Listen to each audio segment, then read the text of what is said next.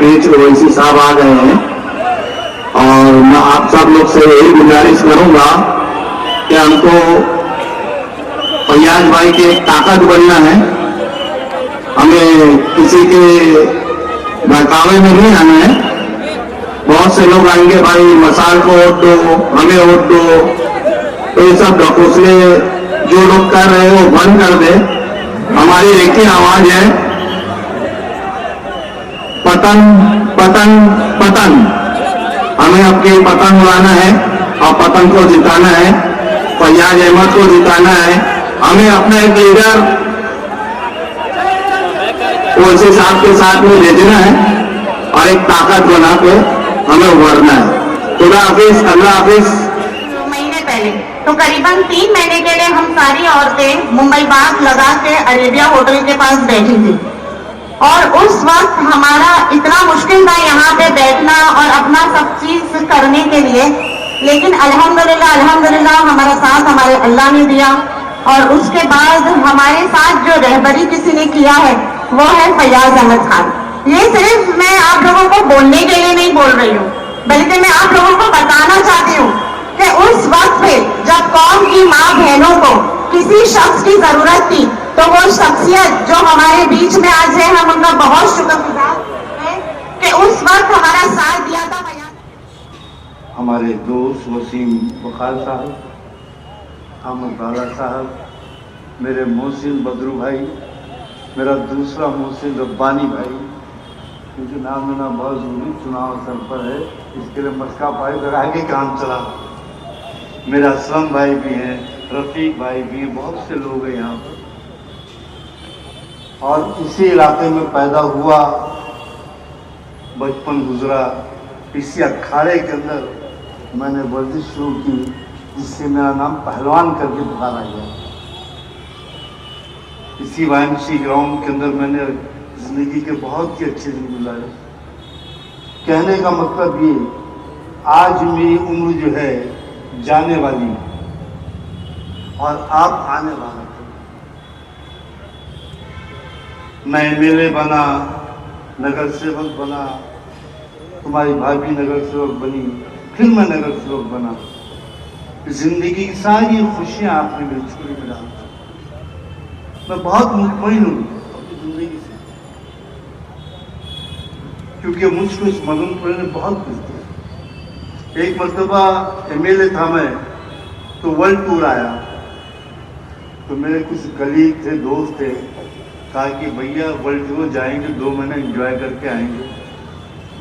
तो मैं चुप रहा, कुछ बोला नहीं। फिर उसको रिपीट किया, चल पासपोर्ट बना, चलते हैं। बोला मुझको कहीं नहीं जाना, सिर्फ एक ही मरतबा हिंदुस्तान से बाहर निकलूंगा, बदनपुर से बाहर निकलूंगा, जब मदीना मुनव्वर की ज़ियारत करने के जाऊंगा। मैंने उनसे कहा कि मेरे मदनपुर से खूबसूरत कोई जगह नहीं। यहाँ पे हर चेहरा मेरा जाना पहचाना है, हर बच्चा जाना पहचाना है, हर आदमी मुझको प्यार करता है, हर गली मुझसे बातें करती है, मैदान बात करता है, चाली बात करती है, दरवाजे बात करते हैं, बाजार बात करता है। ऐसा इलाका छोड़कर मैं क्यों जाऊं दुनिया देखने के, जो इससे खूबसूरत है। मुझको ऐसे खूबसूरत चीजों को देखना ही नहीं है। ये मदनपुरा जो तारीखी लोगों का शहर है, ये मैदान तारीखी मैदान है, जहां से मुझको दे दो रहेगा में 1600 पार्किंग थी, उसको दबा दिया तुम लोगों ने, और उसके बदले यहां पर पार्किंग का प्रयास चालू किया। मैंने कहा एक और जगह है, अगर पार्किंग बनाना है तो बाजू में गैरेज में बनाओ। आप यहां पर 500-5000 गाड़ियां पार्क हो सकती हैं। इस ग्राउंड से बड़ा ग्राउंड है, तल्ले पे तल्ला, तल्ले पे तल्ला, तल्ले पे तल्ला, बनाओ पार्किंग। ये ग्राउंड के पीछे क्यों पड़े हैं आप? मैंने आंदोलन चलाया, यहाँ के नौजवानों को साथ में लिया, तो यहाँ के जो नगर सेवक थी उनकी हालत खराब हो गई। उन्होंने अपने प्रपोजल को वापस लिया, तब जाकर ये ग्राउंड बचा। ये मेरे बच्चों के लिए है, और जो भी आंख लगाएगा या हाथ लगाएगा तो न उसका हाथ रहेगा न उसकी आंख रहेगी। मेरी उम्र में मत जाना। 2016 में 180 रात मदनपुरे के चौराहे पे जाकर हर उस आदमी को जो ड्रग्स बेचता था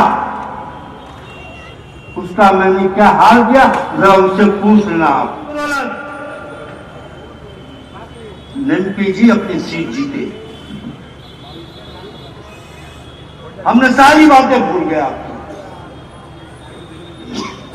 सीने पे पत्थर रखा हमने, क्योंकि आप वही शख्स हो जिसके आका ने कहा बाबरी मस्जिद हमने गिराई, मुझे गर्व है। औरंगाबाद का नाम आपने बदला संभाजी नगर, संभाजी के नाम से वो गुरेज नहीं, लेकिन जब कोई शहर बसता है तो बसाने वाले का नाम होता है। आप बनाओ दूसरा शहर, उसको नाम दो, जो चाहे नाम दो। तुमने नाम बदल के तारीख में इंटरफेयर किया है, और अल्लाह न करे कि तारीख पलटेगी, तुम्हारा नाम पड़ जाएगा। तो मेरे अजीज दोस्तों, साथियों, अभी कुछ दिन पहले वो नाता, क्या नाम उसका, नीतीश रानी, नीतीश रानी, मैं कुछ बोलता नहीं, मैं करने पे यकीन रखता हूं। मैं मदनपुरे वाला हूं, ज्यादा बोल वचन आता नहीं मुझको, टाइम के ऊपर काम बताना अपना काम है।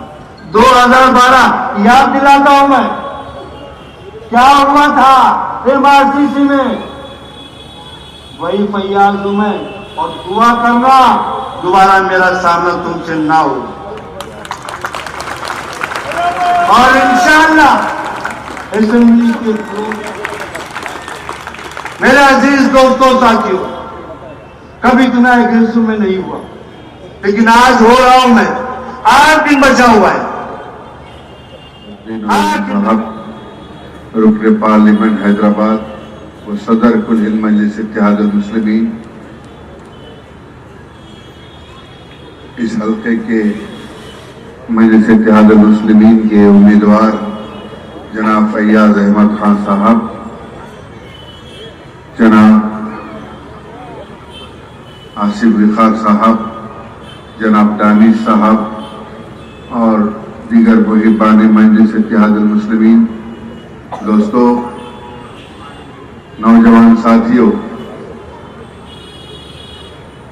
मैं यहाँ पर बाइकल्ला में, खासतौर पर बाइकल्ला असेंबली में पिछले 10 साल से आपके दरमियान में हर इलेक्शन में मैं यहाँ पर आता हूँ, चाहे वो असेंबली का इलेक्शन हो या नगर सेवक का इलेक्शन हो। मकसद एक ही है कि हम हमारी कौम में इत्तेहाद पैदा करें। आज हिंदुस्तान के अंदर वाहिद एक ही जमात और एक ही कायद है जो हमारी तकालीफ पे या हमारे पर होने वाले मजालिम पर या हमारे खिलाफ बनाए गए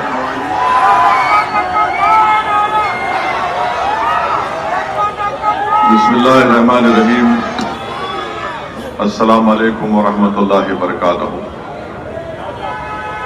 मुअज़्ज़िज़ हाज़रीन इकराम, बुजुर्गान कौम और मिल्लत, मेरी इज़्ज़तदार माँ और बहनों, गयूर नौजवान साथियों, बैतुल्लाह के मजलिस इत्तेहादुल मुस्लिमीन के मेरे तमाम रुफ़क़ा, शहनशीन बतशरीफ फरमा बैतुल्लाह के मजलिस इत्तेहादुल मुस्लिमीन के उम्मीदवार जनाब फैयाज अहमद खान साहब, हैदराबाद से तशरीफ लाए रुकन असम्बली जनाब अहमद बलाला साहब, मजलिस इत्तेहादुल मुस्लिमीन के कौमी तर्जुमान जनाब आसिम वखार साहब,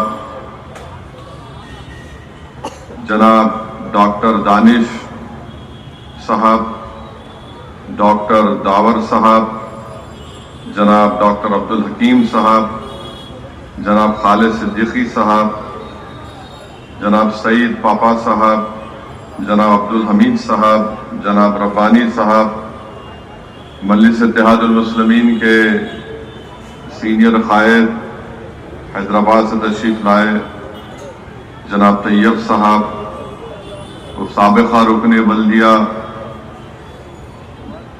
हैदराबाद से तशरीफ लाए जनाब महमूद इंजीनियर साहब, अजीज़ान मिल्लत, मैं आप तमाम का शुक्रगुजार हूं कि आप लोग ने अपना कीमती वक्त निकाल कर आज जनाब फैयाज साहब के इस इंतखाबी जलसे में आपने शिरकत की। आज 11 नवंबर है और पूरे मुल्क में मौलाना अबुल कलाम आजाद की यौम पैदाइश के तौर पर मनाया जाता है।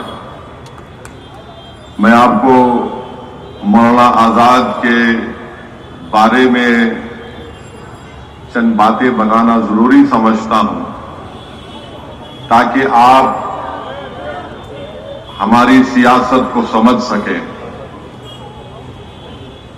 11 नवंबर को वज़ीर आज़म ने भी और कांग्रेस पार्टी ने भी और मुख्तलिफ पार्टीज ने इस बारे में सोशल मीडिया पर आपकी पैदाइश का जिक्र किया।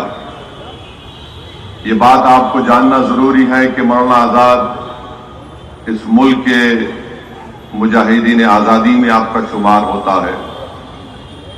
आप कई मर्तबा इस मुल्क की आजादी के लिए जेल की सोबतों को बर्दाश्त किए। आपने जेल में बैठकर कुरान करीम का तर्जुमा भी किया। आप दो अखबारात कलकत्ता से निकालते थे अंग्रेजों के खिलाफ, आवाम में एक अंग्रेजों के खिलाफ बेदारी पैदा करने के लिए, तो अंग्रेजों ने उन दोनों अखबारात पर पाबंदी लगा दी। फिर आपको कलकत्ता से अंग्रेजों ने निकाल दिया। मौलाना आजाद इस मुल्क के पहले एजुकेशन के मिनिस्टर बने। अब यहां से तारीख शुरू होती है जब संविधान बनाया जा रहा था। उसको हम अंग्रेजी में बोलते कॉन्स्टिट्यूएंट असेंबली और उर्दू में बोलते दस्तूर साज असेंबली।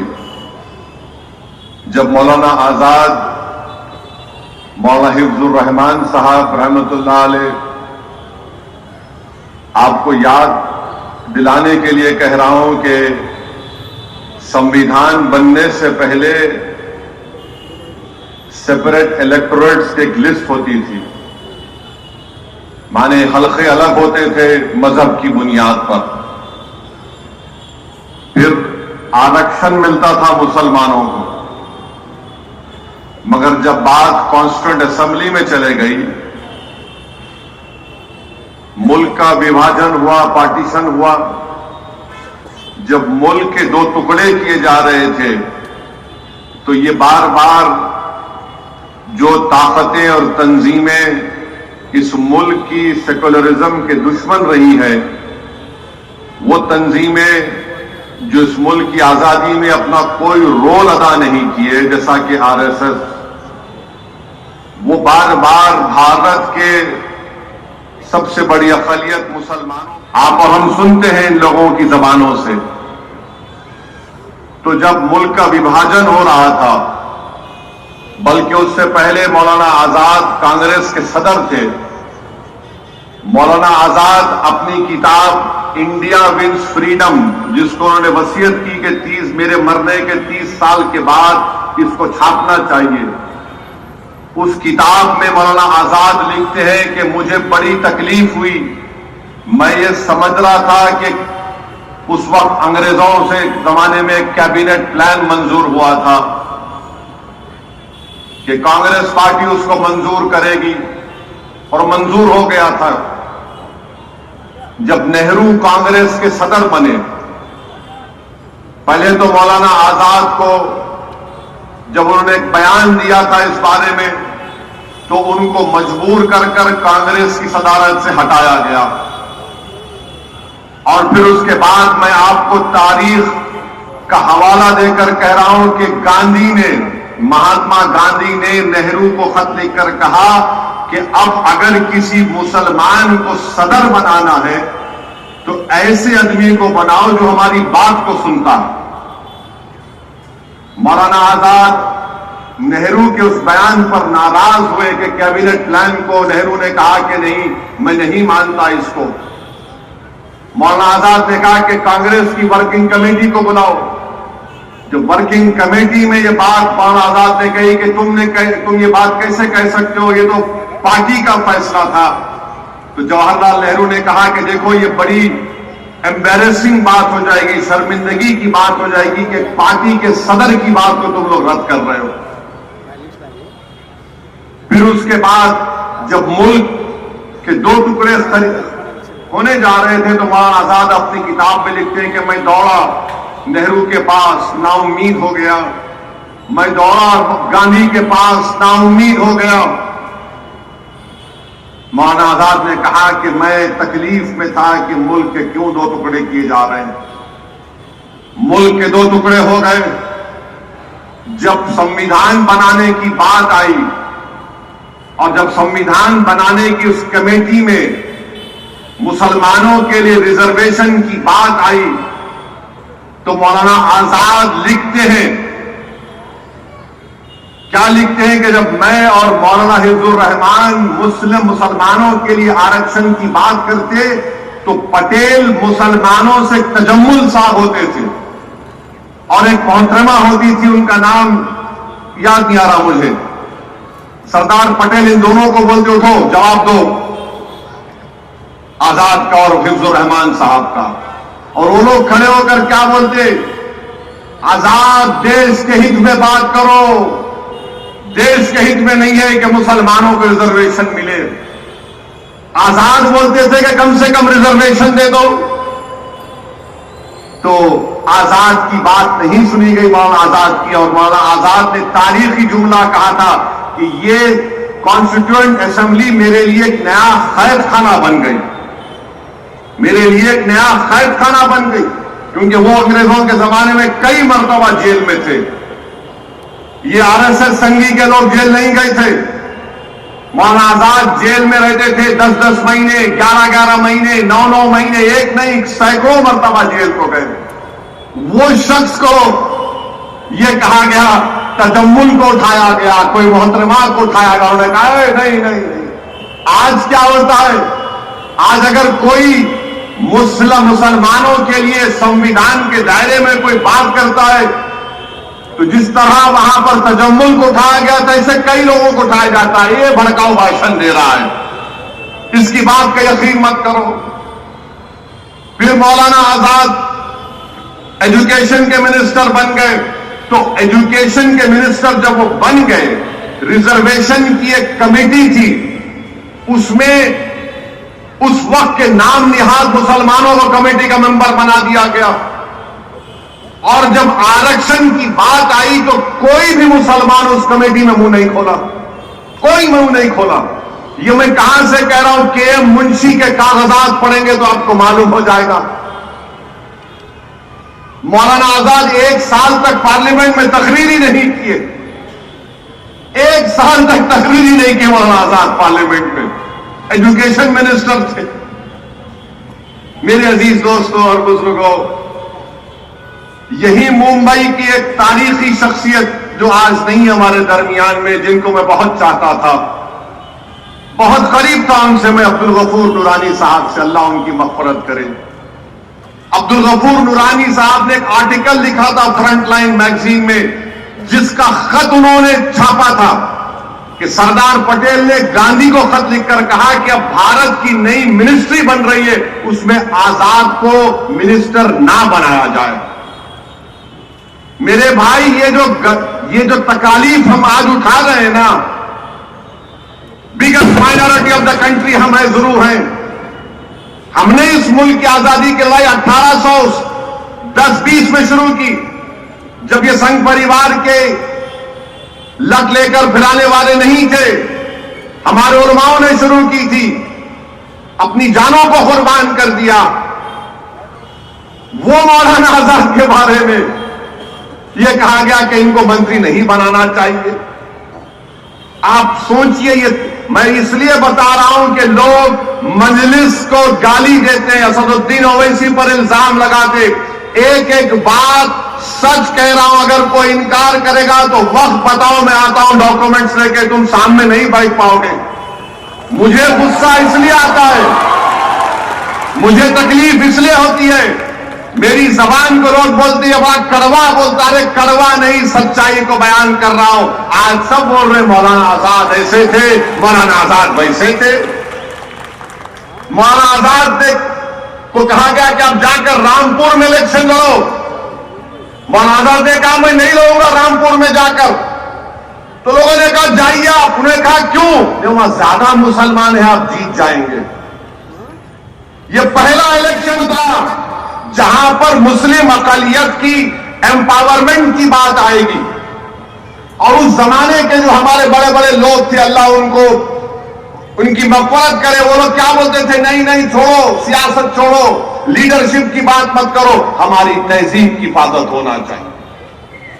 आज मैं आपसे कह रहा हूं, तुम्हारी तहजीब की हिफाजत, तुम्हारे इबादतगाहों की हिफाजत, तुम्हारी शनाख्त की हिफाजत, तुम जिस तरह जिंदगी गुजारना चाह रहे हो उसकी हिफाजत, तुम्हारे औलाद का मुस्तकबिल, इसका ताल्लुक सियासी ताकत से है, सियासी नुमाइंदगी से है। अगर तुम्हारे पास सियासी ताकत नहीं होगी, तुम्हारे पास तुम्हारा कोई सियासी नुमाइंदा नहीं रहेगा, ना तुम्हारी तहजीब बचेगी, ना तुम्हारी इबादतगाहें बचेंगी, ना तुम्हारी शनाख्त बचेगी। ये उस वक्त की बात कर रहा हूं मैं आपको, 1947 की बात कर रहा हूं।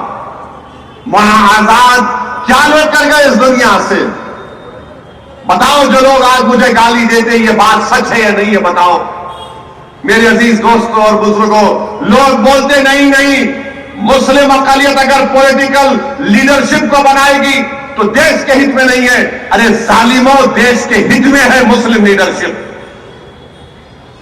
हर समुदाय का लीडरशिप होगा, मराठाओं का होगा, धनगरों का होगा, सब समाज का होगा, मराठाओं का होगा। मगर जब मुस्लिम एम्पावरमेंट की बात आई, नहीं नहीं नहीं नहीं, ये ठीक नहीं है। क्यों ठीक नहीं है? क्योंकि तुम हमेशा सरेंडर कर जाओ, सरेंडर कर जाओ, सबमिशन जो बोलते अंग्रेजी में। मेरे भाई, सरेंडर और सबमिशन से काम नहीं होता, आपको एक एजेंसी की जरूरत है। और वो एजेंसी का रूप आज मजलिस इत्तेहाद मुस्लिमीन निभा रही है पूरे भारत की जमहूरियत में। इसीलिए नफरत करते हैं, इसीलिए पसंद नहीं करते। अरे वो आजाद के बारे में तुमने क्या किया, जिसको नेहरू बोलते थे ये हमारे अमीर कारवान है, और उसी अमीर कारवान को कांग्रेस की सदारत से हटा दिए। अमीर कारवान बोलते थे जवाहरलाल नेहरू। उस जमाने में किसी की हिम्मत नहीं थी, मगर आजाद से ये कर दिए। अब मोदी का जमाना है, ये वो वजीर आजम है, और भी ऐसे दुम छल्ले हैं जो बोलते नहीं नहीं ऐसा नहीं, ऐसा हो जाएगा, फिक्र की कोई बात नहीं। याद रखो, जो 70 साल पहले गलती हमारे बुजुर्गों ने की थी, अगर वो सियासी लीडरशिप को बना देते तो आज हमको आरक्षण भी मिलता, आज हमारी सियासी क़यादत भी होती, हम जेलों में नहीं बाहर होते। आज हमारे नौजवान जेलों में सड़ रहे हैं, कोई पूछने वाला नहीं है। मेरे अजीज दोस्तों और बुजुर्गों, ये पैगाम मैं आपको आज देना चाह रहा था, मौलाना आजाद की यौम पैदाइश को सामने रखकर। मौलाना आजाद की बहुत सी बातें जब किसी और वक्त पे इंशाअल्लाह बोलूंगा मैं, मगर इतना तो बोलूंगा कि सियासी लीडरशिप को बनाओ। मौलाना आजाद को लोग मजबूर कर दिए थे। सरजमीन दक्कन पर पुलिस एक्शन हुआ, पंडित सुंदरलाल की रिपोर्ट है, नेहरू लाइब्रेरी में जाकर पढ़िए। ये तो एक्शन का रिएक्शन है। आपको मालूम, कभी आपने पढ़ा कि 1950 और 60 के दहे में 8 लाख बंगाली मुसलमानों को भारत से निकालकर फेंक दिया गया था? तुमने पढ़ा कहीं पर? तुमको कोई नहीं बोलेंगे, मैं बता रहा हूं। कब हुआ था ये? श्रीनगर में हजरत बल में नबी करीम सल्लल्लाहु अलैहि वसल्लम के मुंह मुबारक का वहां पर एक हादसा हो गया था। पूरे मुल्क में तूफान उठा तो 8 लाख को बाहर कर दिया गया।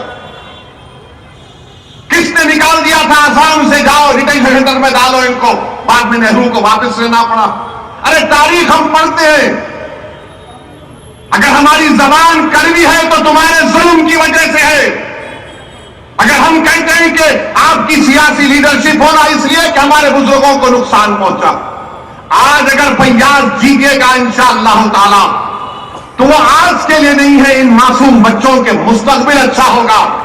जो तकालीफ हम और फैयाज साहब और हमारे बुजुर्ग उठाए, कम से कम ये आने वाला जनरेशन, ये नस्ल उस तकालीफ को नहीं उठाएगा। तो मेरे अजीज दोस्तों और बुजुर्गों, मेरी आपसे नम्र गुजारिश है कि आपको भी इस तारीख के दिन अपने के कोर्ट का सही इस्तेमाल करना है। अब आप जानते हैं कि हर पार्टी बोल रही है कि हम इतना दे देंगे, लाडली में उतना दे देंगे, हम फुला कर देंगे। ऐसा बोल रहे हैं जैसे अब्बा की दौलत लुटा रहे हैं बाहर आवाम पर, महाराष्ट्र की। अबे तुम्हारे बाप की औलाद नहीं है, तुम्हारे बाप की दौलत नहीं है ये। कोई जहेज में नहीं आया ये दौलत बांटने के लिए। कोई बोलता मैं ये कर दूंगा। आपको मालूम महाराष्ट्र में अभी कर्जा कितना है? महाराष्ट्र सरकार का कर्जा 5,32,000 करोड़ रुपये। 2019 में 3,35,000 था, बढ़ के माशाल्लाह शिंदे बोले मेरा क्या है छोड़ना ले 5,32,000 करोड़ रुपये। अभी 2030 के आने तक महाराष्ट्र सरकार को उस कर्जे का 2,75,000 अदा करना है। तो ये लोग क्या करते हैं, अब 2,75,000 अदा करना है, मार्केट से 80,000 करोड़ उठाते, उसमें से आधा पैसा कर्जे में देते, आधा पैसा बोलते ले लूटो, खाजा का लंगर है लेके जाओ। मगर नुकसान किसका हो रहा है? गरीबों का हो रहा है, गरीबों का हो रहा है। कहां जा रहे पैसे आपको मालूम? किधर जा रहे पैसे आपको मालूम? गरीब को मिलता ही नहीं, नेताओं के जेब में पैसे चले जाते। 1-2 का 4 करते, दिखाते 20, आप इनके पास एक 6-7 दिखाने को फोटो गरीबों को मिलता। फिर आप जानते हैं कि मुंबई लोकल जो चलती है आपके पास, हाई कोर्ट का ऑर्डर में पड़ा हूं। बैठ जाओ भाई, ब्लू शर्ट बैठो, भड़काओ भाषण हो रहा है, बैठो, डिस्टर्ब मत करो हमारे ऑर्डर को। हमारा ऑर्डर पूरी तवज्जो से सुन रहा विभाग से। मुंबई लोकल में बॉम्बे हाई कोर्ट ने कहा कि हमको शर्मिंदगी है कि इसमें सफर करने वालों को कैटल की तरह, जानवरों की तरह ट्रीट किया जाता है। 2023 में मुंबई लोकल पर 2,590 लोगों की मौत हुई। मुंबई लोकल में 2,590 लोगों की मौत हुई है, 2,451 लोगों जख्मी हुए हैं। ये डबल इंजन की सरकार कैसे है कि 2,590 मर गए शिंदे, 2,590 लोग मर गए फडणवीस, तुम्हारा डबल इंजन और 2,500 लोग मर रहे हैं। तुम क्या मारने के लिए इंजन हो या बचाने के लिए? हमको बताओ। फिर आप देखिए, आपके मुंबई की बस बेस्ट सर्विस है, 35 लाख गरीब लोग बेस्ट सर्विस को इस्तेमाल करते, 1,000 बसेस हैं। ये डबल इंजन क्या करना चाह रहे हैं कि आइंदा साल तक, आज बेस्ट के पास 1,000 बसेस है जो गरीब इस्तेमाल करता है, 2025 तक शिंदे और फडणवीस बोल रहे हैं जरूरत ही नहीं है, खाली 220 बस रखेंगे। किसका नुकसान होगा इसमें? उस बस में कितना देर इंतजार करना पड़ता गरीबों को बस आने के लिए। ये आपके बुनियादी मसले मसाइल हैं। ये प्राइवेटाइज करना चाह रहे हैं बेस्ट सर्विस को। तो मेरे अजीज दोस्तों और बुजुर्गों, ये मुद्दे हैं। अगर दोबारा ये सरकारें आएंगी, याद रखिए मुंबई में कोई जमीन खाली नहीं रहेगी। बोलेंगे ये तू ले ले, ये तू ले ले, तू माल बना ले, तू ये बना ले। माल के नाम पर माल जमा कर रहे हैं। और याद रखिए, मुझे तो खौफ है इतनी बड़ी जमीन खाली कैसे है। यहां पर आकर देख लिए होंगे, क्योंकि मोदी ये बोलते हैं कि मैं घर से ड्रोन भी जाकर देखता हूं हर चीज को। तो जाहिर है मोदी ड्रोन में देखे होंगे, वो दारुल फैज, इतनी बिल्डिंगें, इतनी जमीन खाली है, मेरे दोस्त को मिलना चाहिए।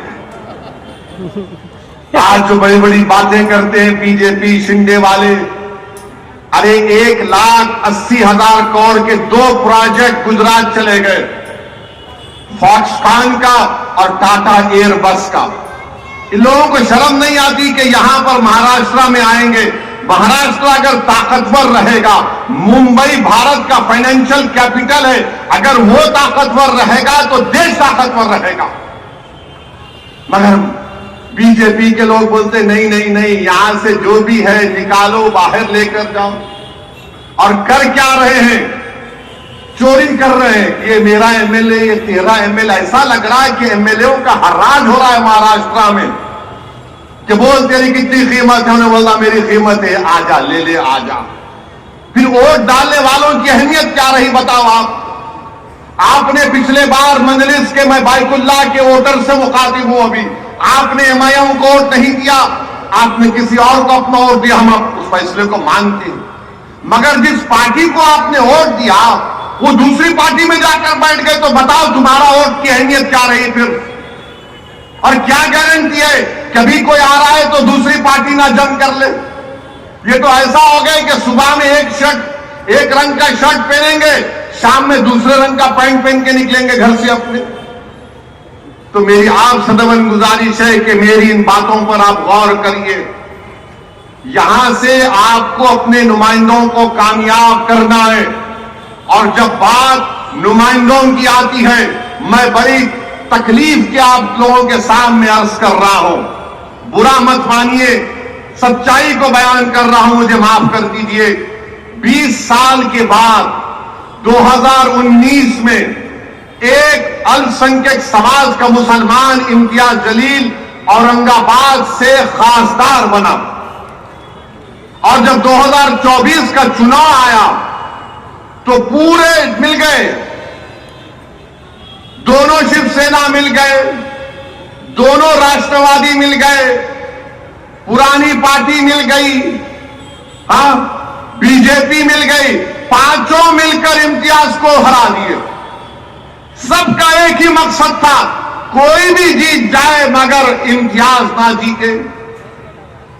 20 साल के बाद एक सांसद बना, एक एमपी बना, उसको हरा दिए।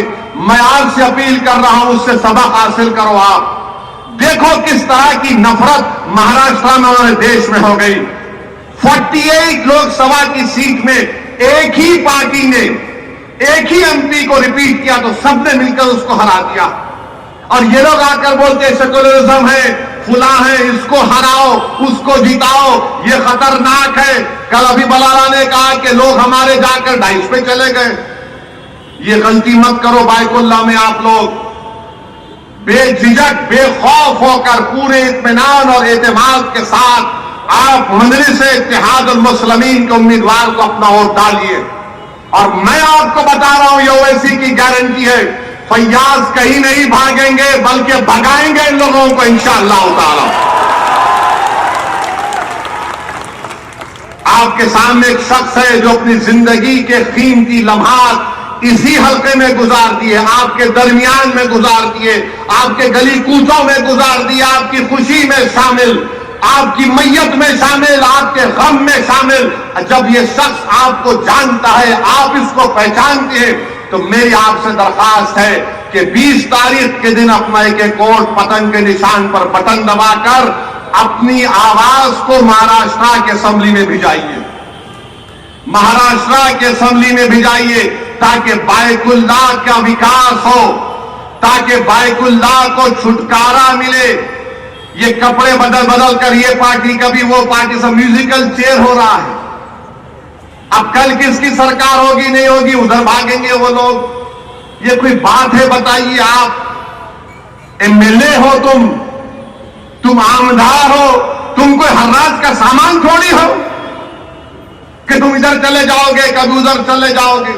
और पॉलिटिकल रिप्रेजेंटेशन की अहमियत क्या है, मैं फिर से बता रहा हूं आपको। नरेंद्र मोदी ने वक्फ बिल का कानून पेश किया। नीतीश कुमार के पास सिर्फ 13 या 14 एमपी, कितने आसिफ में खान 13 है, 13 या 16, 13 है। अगर एमआईएम पार्टी के 3 एमपी होते, अख्तर ईमान और इम्तियाज जलील, मेरे सरकार वक्फ को खत्म करना चाहते हैं पूरे भारत में। कोई जायदाद वक्फ की नहीं रहेगी, मेरी बात मैं जिम्मेदारी के साथ कह रहा हूं। कोई जायदाद नहीं रहेगी वक्फ की। कलेक्टर को इतना पावर दे दिया जाएगा कि कोई भी कलेक्टर के पास जाकर बोलेगा, कलेक्टर साहब, ये जो यतीम खाना है, ये जो खानखा है, ये जो दरगाह है, ये जो मस्जिद है, ये वक्फ नहीं है। अब मेरे बोलने के बाद बहुत से लोग बोलेंगे, ओवैसी तुम क्या कह रहे हो, पागल हो क्या? कोई भी जाकर बोल देगा, अरे ये कानून में लिखा, इस बिल में, इस बिल का ही लिखेगा, इंक्वायरी कंप्लीट होने तक वो प्रॉपर्टी वक्फ की नहीं रहेगी। आपको चले गई प्रॉपर्टी आपके हाथ से, दरगाह आपके हाथ से निकल गई, खानका आपके हाथ से निकल गई, मस्जिदें आपके हाथ से निकल जाएंगी, कब्रिस्तान आपके हाथ से निकल जाएगा। इस तरह का गंदा बिल इस भारत की पार्लियामेंट में मोदी ने पेश किया। और आपको मालूम, वक्फ बाय यूजर, उसका मतलब यह है कि अगर कोई बरसों से किसी चीज को इस्तेमाल कर रहा है तो वक्फ बाय यूजर है। और यही प्रोविजन हिंदू धर्म में भी है। हिंदू धर्म की लॉ की मशहूर किताब बीके मुखर्जी, उसमें लिखते हैं बाय यूसेज ये मंदिर की बन जाती है। ओडिशा के एंडोमेंट में, आंध्र, तेलंगाना के, तमिलनाडु के एंडोमेंट में ये वक्फ बाय यूजर का कॉन्सेप्ट है। मगर मोदी बोल रहे नहीं रहेगा। उसका नुकसान क्या होगा? मोदी बोल रहे डॉक्यूमेंट लेकर आओ। अगर आपके इलाके में 200 साल पुरानी मस्जिद है, कहां डॉक्यूमेंट मिलेगा? कहां डॉक्यूमेंट मिलेगा? हाजी अली की दरगाह पर दावे पेश करते हैं, वो खैर वो ट्रस्ट में है, मगर वहां पर भी जाके बोलेंगे नहीं है। क्या करेंगे आप? मेरे भाई, इस तरह का बिल पेश किया, उस वक्त इतनी तकलीफ हुई कि मेरा रोंगटा पुकार कर कह रहा था कि क्या हो गया इन लोगों को जो 14.5 करोड़ है, 5 को नहीं जिता सकते। अपनी मस्जिद को बचाने के लिए, दरगाहों को बचाने के लिए, खानखाओं को बचाने के लिए तुम कब तक लड़ोगे, बताओ मेरे को। अरे मैं खराब हूं तो खत्म कर दो मुझे, हटा दो मुझे, दुनिया से निकाल दो, मगर तुम तो कायद बनो, तुम इत्तेहाद पैदा करो। कब तक तुम इस डर में रहोगे वो जीतेगा, ये जीतेगा? अरे कोई भी जीते उसको तुम्हारी मस्जिद से क्या मतलब? कोई भी जीते उसको तुम्हारी शनाख्त से क्या मतलब? कोई भी जीते हो तुमको क्या इंसाफ करेगा? इंसाफ तुमको करना पड़ेगा अपने लिए, आने वाली नस्लों के लिए। मगर तुम ये समझ रहे हो नहीं वो दूसरा ठाकरे है, ये अच्छा है। कौन क्या किए बताओ आपको? जब ये वक्फ का बिल पेश हो रहा था, उद्धव ठाकरे के पूरे एमपीज बाहर खड़े हुए थे, कोई लोकसभा में नहीं था। मुझे मोशन देना पड़ा इंट्रोडक्शन के खिलाफ। मेरे भाई जागो, मजलिस के लिए नहीं तो अपने लिए, अपनी नस्लों के लिए, अपनी शनाख्त के लिए जागो। तुम नहीं समझ रहे, तुम्हारी आवाज अगर असेंबली में नहीं होगी, तुम्हारी आवाज अगर कॉर्पोरेशन में नहीं होगी, तुम्हारी आवाज जिला परिषद में नहीं होगी, पार्लियामेंट में नहीं होगी, तो कौन तुम्हारी आवाज उठाएगा बताओ? आज ये खतरा हमारे सरों पर मंडला रहा है। अगर मोदी इस तरह के बिल को पार्लियामेंट में दोबारा पेश करेंगे, अगर वो कानून बन जाएगा, खुदा ना खास्ता हम कई मसाजिद, मदरसे, दरगाहें, खानकाएं, कब्रिस्तान की जमीनों को खो देंगे।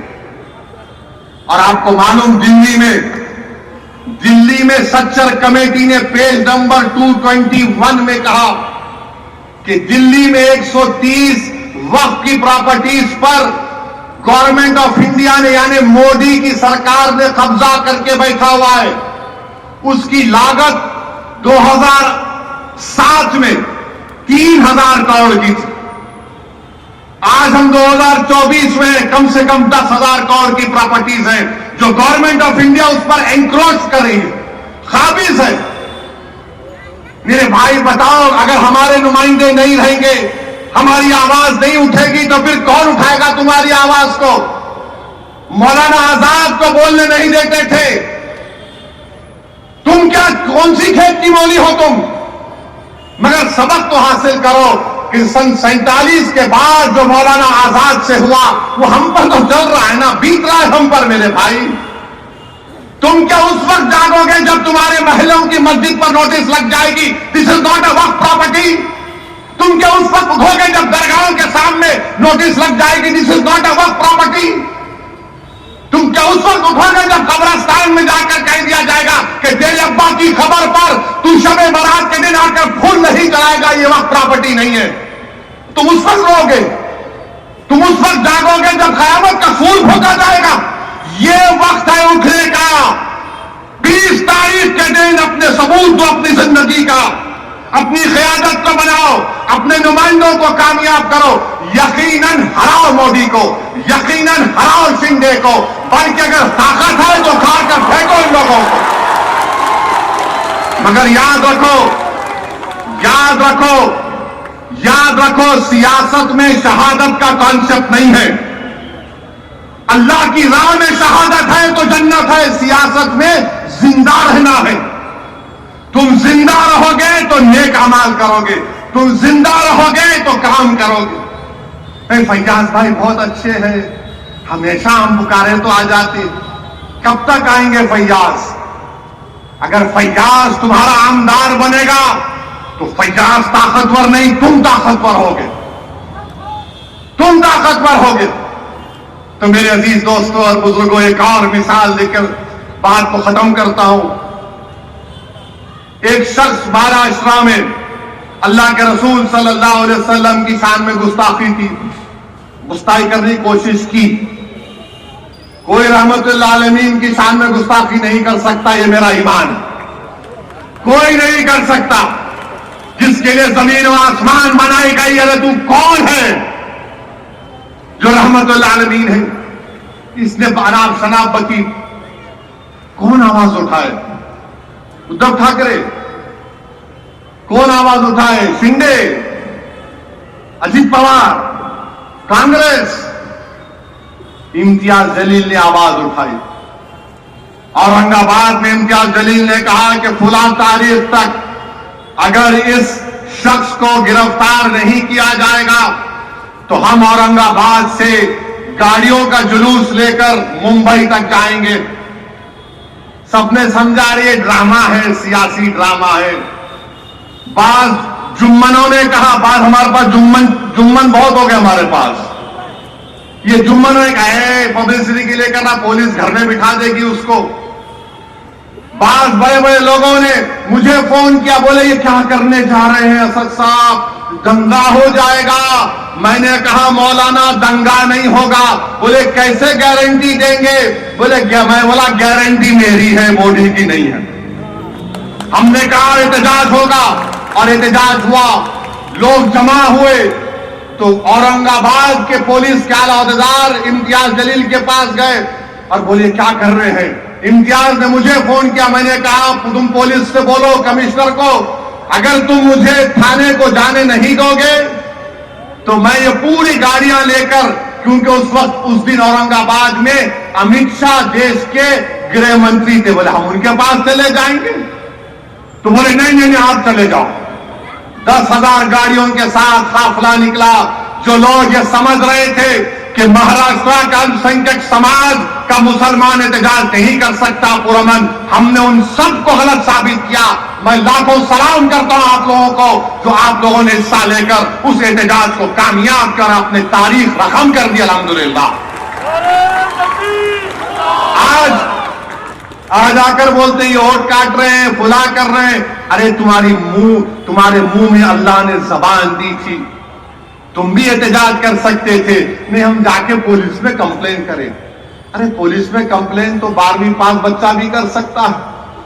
तुम तो दावा कर रहे थे ना नेता होने का, कायद होने का, रहबर होने का। जब रहमतुल्लाह नवीन का मामला आया तो तुम पीछे हट गए। मेरे अजीज दोस्तों और बुजुर्गों, समझिए नुमाइंदे की जरूरत है। आपके वोटों से आपका मुंतखब शुदा नुमाइंदा होगा, वो आपके लिए लड़ेगा, आपके लिए जद्दोजहद करेगा। इल्जामात तो मजलिस पर लगते रहते हैं।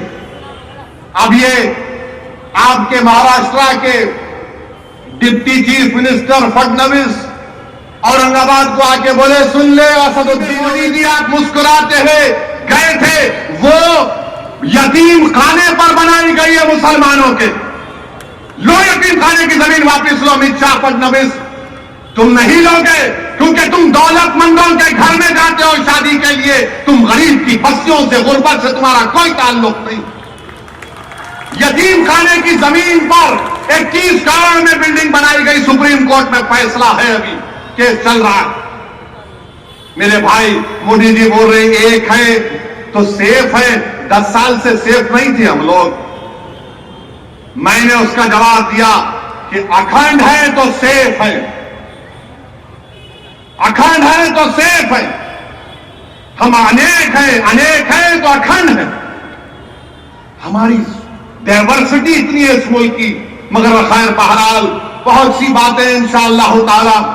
मेरी आपसे एक ही गुजारिश है कि 20 तारीख के दिन, जहां तक मेरी आवाज अल्लाह पहुंचा रहा है, मेरी आपसे अपील है कि 20 तारीख के दिन एक एक वोट को इस्तेमाल करिए पतंग के निशान पर। अब आप मखरूज नहीं है, आपने अरविंद सावंत को वोट दिया नहीं दिया,